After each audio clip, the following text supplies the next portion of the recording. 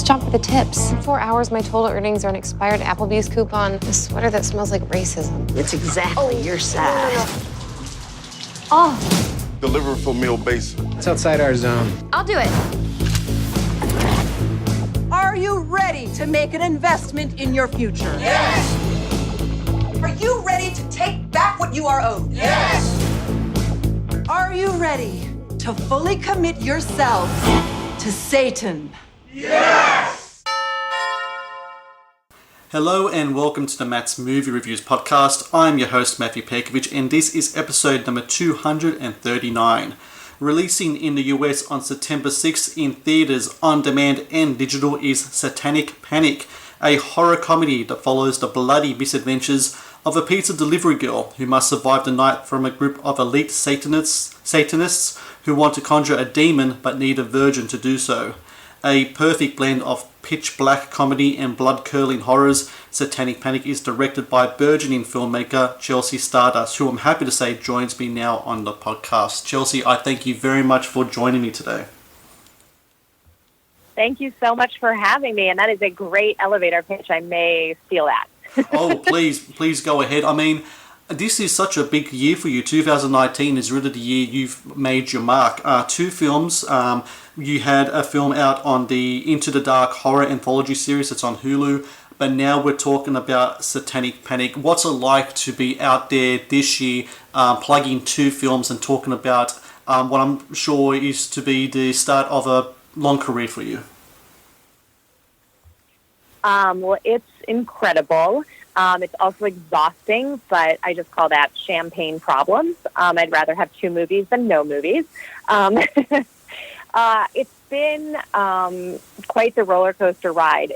I have not stopped working since the end of 2017 because that's when I started prepping the first movie, and then that rolled right into Satanic Panic, and then I was finishing both movies at once, and then Destroy came out May 1st. Satanic Panic started the festival run, and I'm just going to be with, keeping up all the Satanic Panic momentum basically until the Blu-ray comes out later this year. So, and it's really cool having done my first movie direct to streaming, on Hulu, and to have this movie get, the full festival run. We still have 8 more festivals to go, plus, theatrical, VOD, digital HD.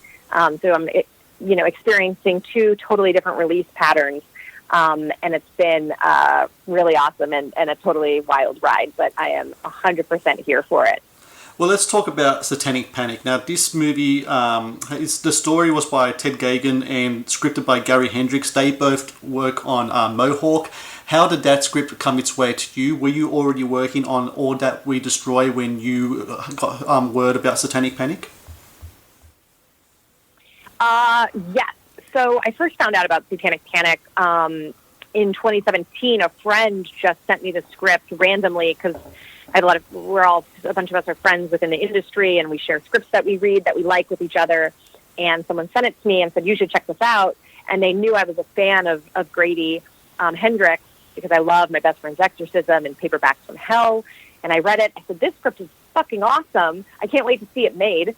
And then cut to was 6 to 8 months later, and my agent reaches out to me and says, "Hey, Fangoria is making this movie, Satanic Panic, and they'd like you to consider directing it."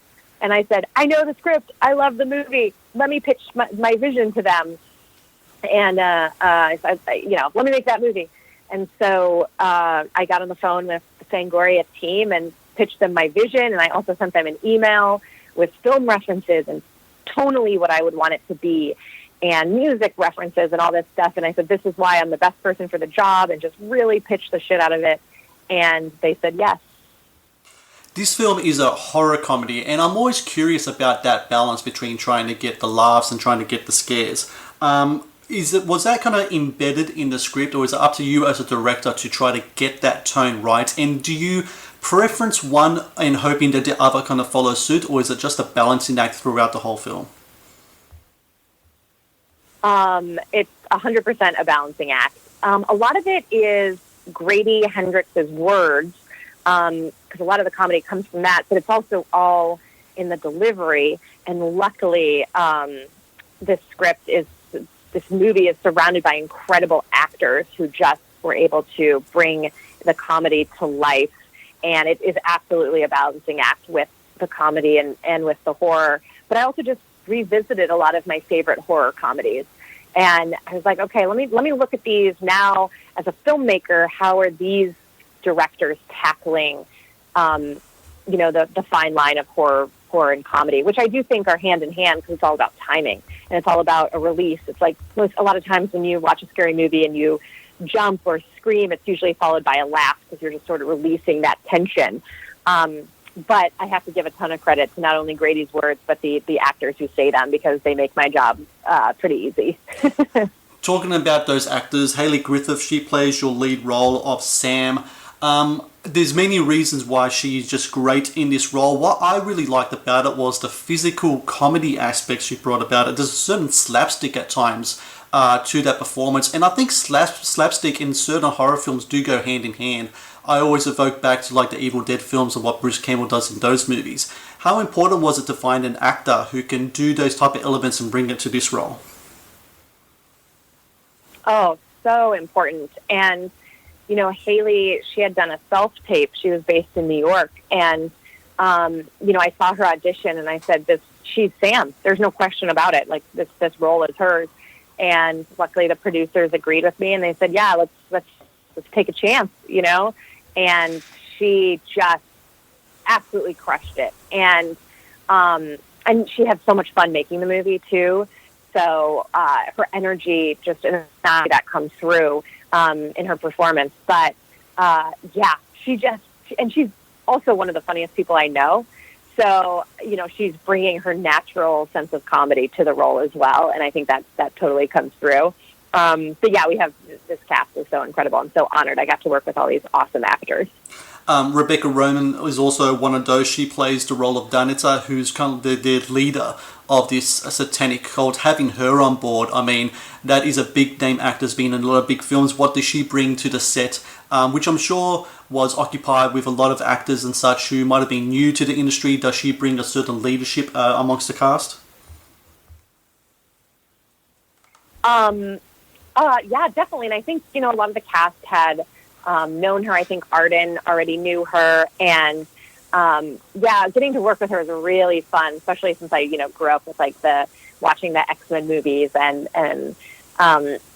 seeing her, on the big screen was very cool to get to direct her and work with her. And she brings there's just these little subtleties that she does with the character that I absolutely love. And you might pick up on it the first time viewing, but even second, third time, she does these little things within the movie that I loved so much that I would tell her, I'm like, okay, keep doing that, or how she'd deliver a line or a look she would give.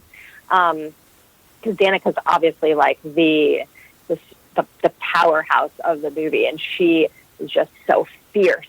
And she just brought this awesome energy to the part. And so, and in a way, when she steps on set, everyone's like, oh yeah, she's the everyone's sort of hailing to the queen that she is in the film.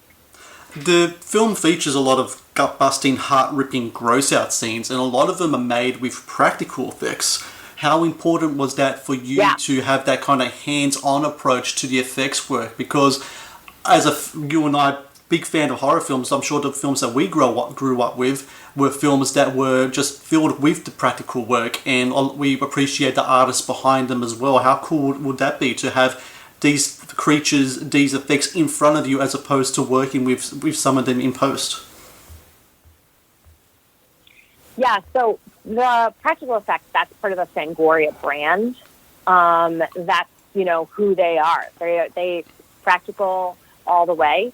And, I think it's really, from a filmmaking standpoint, I really like working with practical effects because, we still haven't gotten the technology in terms of the VFX world to trick the eye. Like, we're not quite there yet in terms of sort of tricking the audience to think whether it's real or not.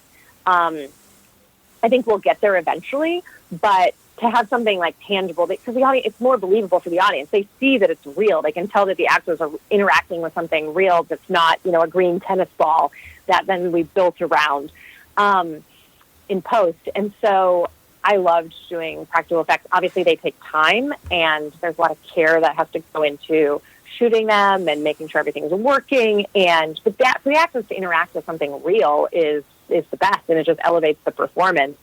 And though, I'm a big fan of the newer Evil Dead movie, which I think is a perfect blend of VFX and practical effects. I think that's done so beautifully.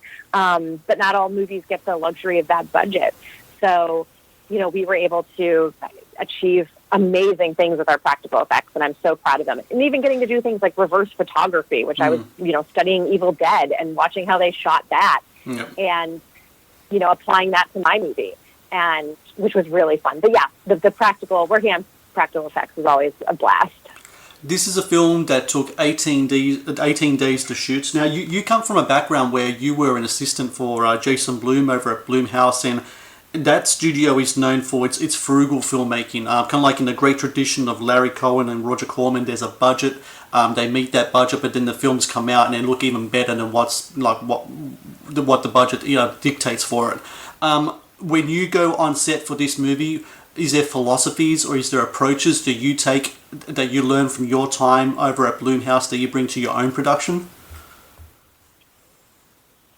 Oh, absolutely. Like, I'm so lucky that I sort of got to go on set for almost every movie that was shot in LA that Blumhouse did when I was working there. So I got to watch James Wan, build a scare. And I got to work for Adam Robitel on Insidious 4. And I just, being on set and watching, or watching Lee Winnell, watching any of these directors is incredible. And that helped prepare me. And I was definitely always watching, always observing, listening to how, eavesdropping onto how, directors were talking to their actors and their DP, and that experience was just invaluable. And I learned a lot from just working for Jason to sort of predict the unpredictable and to work hard and to be adaptable too, because things are always changing and you just have to adapt to that. And yeah, so I think that definitely prepared me. But by the time I was done assisting Adam Robitel on Insidious 4, I was ready to tackle a feature. I said, okay, all right, I'm ready to do this. Now it's my turn. Final question here, Chelsea. I think the horror movie experience are ones that are particularly monumental for film fans. I still remember my first horror movie, and I've listened to an interview where you talked about your first horror movie experience as well, which I'm pretty sure was Night of the Living Dead. A lot of people might have their first experience with your movie, Satanic Panic. What's it like to know that people are watching your films in theaters and that a lot of them are going to be introduced perhaps to this genre through your movie? I'm sure that brings about a certain elation as well as a responsibility from you, both as a horror fan and as a filmmaker. Oh, yeah. I mean, it makes me emotional in the best way. I love that. One of my sort of goals with Satanic Panic is that I hope, the idea of someone being able to, see the movie in September in the theaters or rent the Blu-ray when it comes out. And I hope that, a group of, teenagers rent the movie and, a bunch of teenage girls have a slumber party and watch Satanic Panic and look at it and say, oh man, I want to direct a movie like that. And maybe it inspires someone to pursue filmmaking and pursue filmmaking in the horror genre. And that's, that would be my dream for it. And for people to just have fun watching it and, forget their daily life or any problems they might be dealing with just for, 89 minutes and just to have fun and put all their sort of troubles aside and just take a ride with Satanic Panic. So for everyone listening, September 6th in the US, in theaters, on demand, in digital, Satanic Panic. It's a great mix of horror comedy. Chelsea, you did a great job here, and it's been a pleasure to talk to you today. I've been following you on Twitter and following the progress of the movie. So congratulations to you, and hopefully we can talk again in the future when other projects come up as well.